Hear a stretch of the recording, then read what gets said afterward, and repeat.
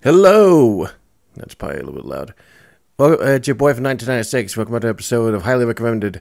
And in this episode, I decided to borrow one of the plug-and-plays I gave to my coworkers so I can go ahead and do an episode on Fixing Felix Jr.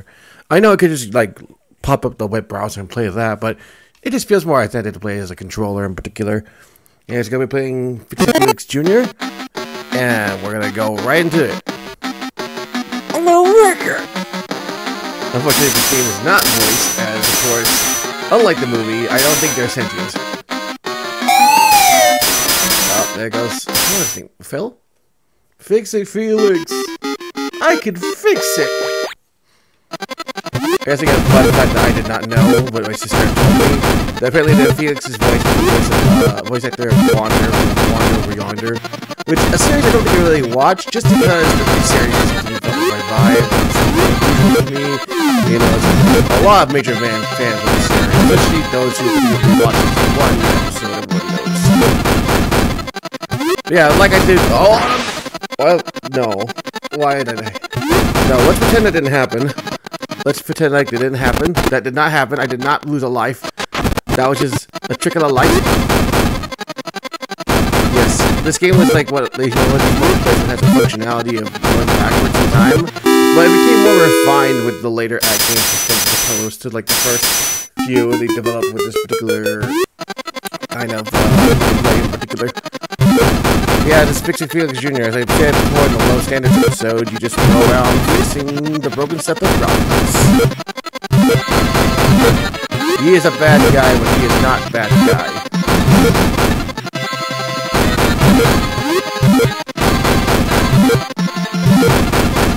I think the strangest thing is certain characters during that opening scene. They don't actually refer to Kano as Kano. They instead refer to him as this evil cyborg. Just because they realized to themselves, wait a minute, we can't refer to Mortal Kombat, but you did with that scene.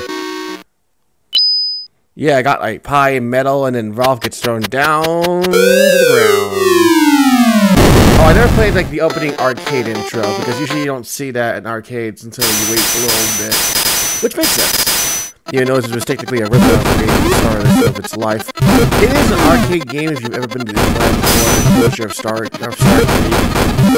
More than that, it's just... Okay, now I feel like losing a life is legitimate. I was supposed to do this, continue recording. I was supposed to do this, yesterday, to date the episode. But unfortunately, my dad's like, oh, hey, you want to go to the thrift store? And I'm like, okay, but don't I have work, though? I lost a life I just heard. Like a fool. This is when, the game gets really hard by, having parts fall down as Ralph, slams into the building. Along with that, the building features also actually additional, obstacles. Yeah, I also got another game which I'll be doing in the next episode of Highly Recommended. I'll do it like a little section of some points, but now... Oh, wait, no, I moved. I moved. Okay, I guess the object of this episode is simply to get the high score. Along with actually getting, like, the pie that he gets, because the pie gives you Greek predictability. For some reason, the AI just says, alright, I'll just keep slamming this area, thinking that you're just gonna go to that area in particular. But in reality, I'm just gonna use it as a means of getting to the broken areas to fix. Yeah, throw them.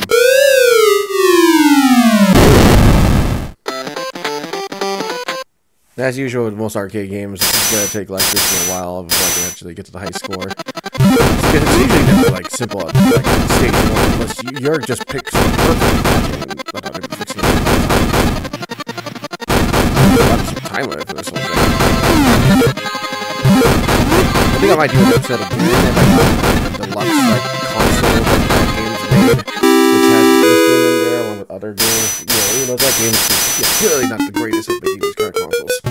And also the Regal holders of this Pac-Man. Oh, there we go. There's the pie.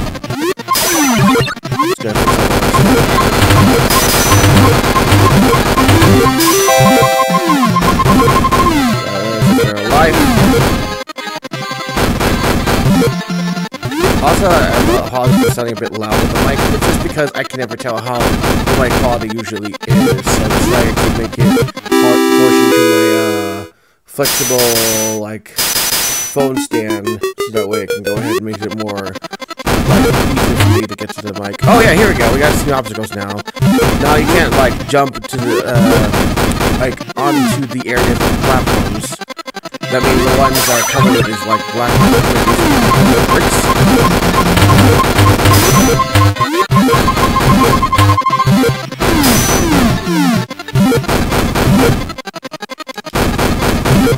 There we go.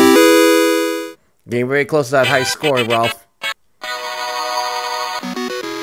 It feels more authentic playing it as a game rather than playing it as a browser game, because that's its original origin anyways, but you know, like I said, it feels more authentic and, you know, very close to the movie. What I found was the strangest thing when it came to this movie is Ralph's inclusion in Sonic and Sega All-Star Racing Transformed. But again, that was the only shock when they decided to add in real-life racing Patrick in there. And no one now just refers to her as a Sega character for the rest of the time. And then it got even more weird when they had like the TV Fortress 2 networks. You know, the thing about it is that though they have their actual voice actors to play their roles, they did a poorly unprofessional job of doing it similar to what they actually would sound like in the games that the series comes from. I'll also probably be high score. So I'll probably stop once my life depletes to 0 as usual arcade games.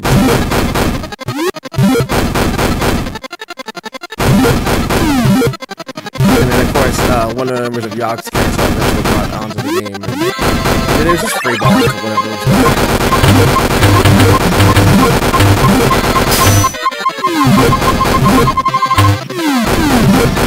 There we go.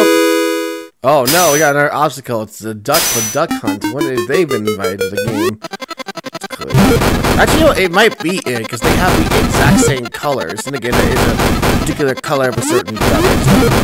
Breed for the longest time. Again, I don't really like this. Ducks are annoying, and also actual monsters if you watch True Facts. Legitimately, I no longer have sympathy for ducks, especially when they have fried Chinese restaurants. Because that shit's good. I'm sorry, it's just good. There we go. I've beaten you, Ralph, and now I have the new high score. I don't know how long I'll really last this episode in particular, but you know, it's fine.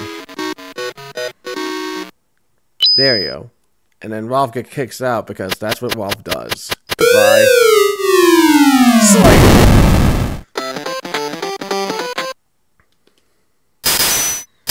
I guess at the end of the episode, once I lose, I'll go ahead and show the arcade intro. What the fudge is that? Is that just like a segment of blocks or something? Whoa, oh, shoot. I wonder to myself, why can't I not go to the other side? What is that?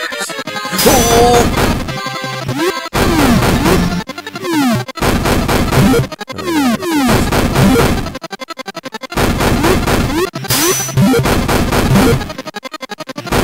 Okay, so I think it's a pile of bricks that hurts me if I touch it. Okay, well that's good to know.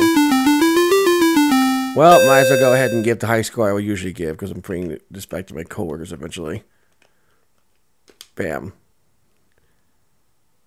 Vav, Diz, Rise, and Kyle.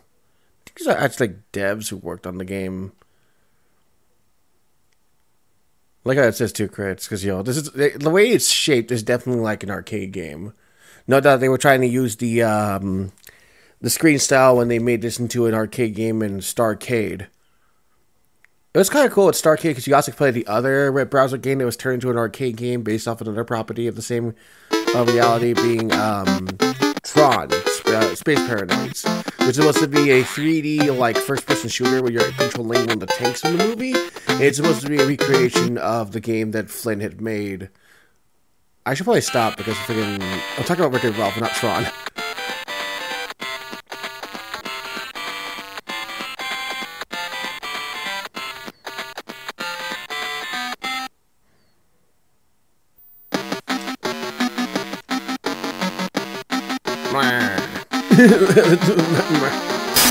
That's exactly what Ralph sounds like. This is our new canon voice.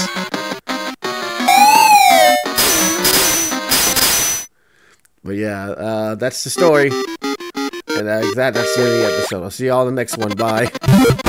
Hey, no, we're not doing a demo.